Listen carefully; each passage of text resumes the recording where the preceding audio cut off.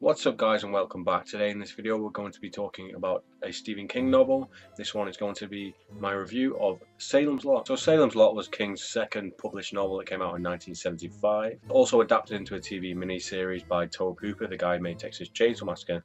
Now I had already seen the film before this, but I've seen it a long time ago, so this was kind of a fresh experience for me. So basically this is Stephen King's stab at a Dracula novel. This film is a vampire story. Salem's Lot focuses on a lot of different characters, but I would say the main protagonist of the book is Ben Mears. He is a writer who returns to his hometown, Jerusalem's Lot, which is summed down into Salem's Lot, hence the title of the book. And he's in town and he wants to write a new story. He's fascinated on this house called the Marston House, which he had a pretty bad experience in when he was younger. So he has these traumatic memories that he brings with him all throughout his life, and a lot of his books have revolved around things like this. So he wants to go back to where his fear started, and he wants to write a book about the Marston House. So when he actually gets to Salem's Lot, the house has been taken by another occupant already.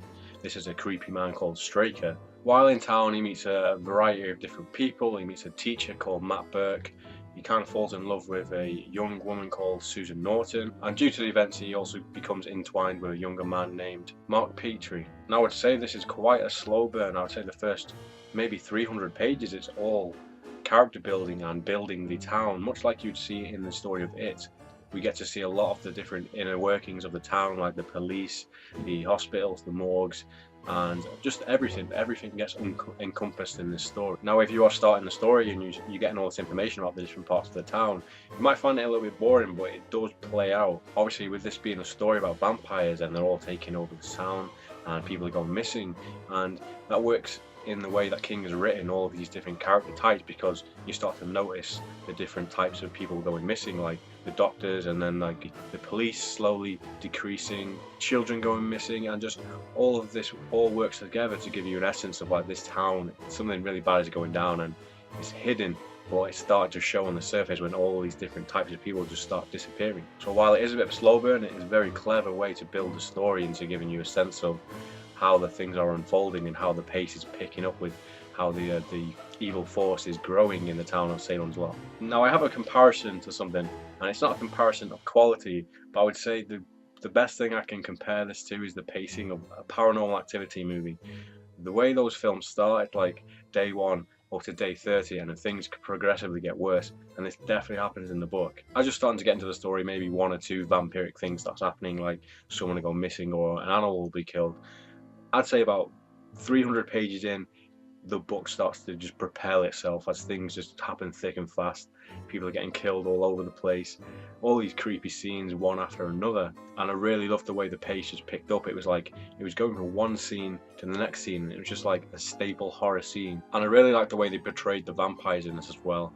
Obviously back in the 70s they had like the Hammer horror and the Universal monsters to go off. They didn't have to do all this Twilight shit where the vampires are all love interests. The vampires in this are strictly there to kill and follow their master. And their master, Barlow, is probably one of the most interesting vampires I've seen in a novel. He is very much what you would expect in the way he talks and the tone.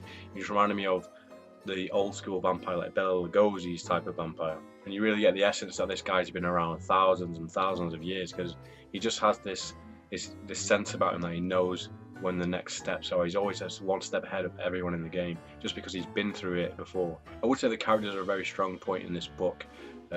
Towards the end, they all have to work together to face the vampires. So you have a teacher, a schoolboy, a love interest, and a writer all trying to use their own skills against the vampires, and they all work together in their own ways, which I thought was really interesting. Now, one of the issues I had with the book was probably my own fault, because when I saw the story and I saw it was around 700 pages, when I originally thought it was around 400, I thought it wasn't too long. But it turns out the chances are if you're reading this new, you've probably got the illustrated edition, which has a prequel in it, an epilogue, and some other stories, and I didn't know they were at the end of the book. So I was kind of expecting the story to go on for another 300 pages, but the story just ended because that was the end of the main Salem's Lot story, and I still had 300 pages left. So I was wasn't expecting the ending to happen so abruptly and fast. So keep that in mind when you're reading the book. I really got a vivid image of the characters in this story. To me, they didn't remind me any of the characters in the TV adaptation. They didn't look anything like that in my mind. It's weird, but I kind of pictured Ben Mears looking like Ian Somerhalder from Lost. For some reason, Matt Burke, the teacher, I envisioned him as the one-armed man from Twin Peaks, which is weird, but that's just how I saw him in my mind. Now, I remember watching the movie when I was a kid, and that scene where the vampire comes to the window and's knocking on the window, scratching to get in, I was terrified by that. And reading it in the book, it was equally as scary, and you really got the sense of fear that these characters were going through when these horrible things were happening. As the town starts to get decimated and people are just going missing left, right, and centre, there is this like sense of paranoia in the book where the characters who know about the vampires are really paranoid about what's going on because they can't tell anyone because they are going around killing vampires, and that wouldn't look good to the police force if they just tell someone they staked someone or they dug up a body. So you get this sense that they're all alone and it's them against the world, which I really liked. The character of Straker is probably one of my favourites in the book. He is the vampire's personal assistant, if you will. I don't think he's a full vampire, but he is just like this sinister guy. He doesn't really care about anyone. He's doing his master's bidding, and you can tell he's kind of sinister, but I really got this creepy vibe from him that he was just maybe even worse than the Dracula, the Barlow character in the book, because he was human and he was doing these horrible things. I would say a lot of the section where they aren't focused on the main characters and they're focused on the more minor characters, a lot of them did have important things that added to the story, but there was a lot of them that were just there to be cannon fodder, and they could have maybe shortened the book down by, I'd say, at least 50 to 100 pages with just getting rid of some of those characters or just making their roles a little bit more minor. King has a weird spin on the vampires in this book, which it does actually make a lot of sense, but I thought it was interesting that he went that far. Everyone knows that the vampire has like a special power of like seduction, and in this one, like, in a few scenes, they actually makes it out like the people who are being seduced by the vampires are getting like erotically turned on, and I thought in reality that probably would happen. But yeah, I thought that was just a very interesting twist, as you've not seen anything like that in a vampire film, really. This film can be bleak at times. Like, you get the feeling that things are going to work out at points, and it's going to be like your generic story where things are going to work out for everyone and they're going to defeat the bad guys. But it doesn't happen in this book, and it's kind of brutal, and King just makes you feel like shit at points because he'll kill characters off that you like, even when you've got your hopes that they're going to make it out, but no, they're dead and you can't do anything about it. I guess that's part of the way he writes a story. You can never really tell who's going to make it out alive. No matter how important a character is, they could be dead in the first act. I think he did a great job of the visual imagery of the vampires and all of the horror scenes. Some of those scenes are very iconic, and like they've been done in lots of other films after this. You can just tell that they are staples of horror, and I really love some of the scenes in this, like the ones in the basement and the morgue and the window scenes, obviously.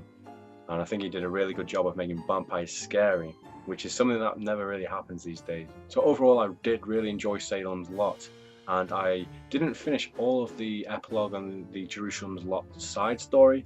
One of them I did find really good, but the other one is in the Night Shift book, so I'm going to read that at a later time, and I do know that some of the characters may turn up in other of Stephen King books, so I'm going to be reading them eventually as well. So I don't have the full story, but from the main story I did really enjoy it.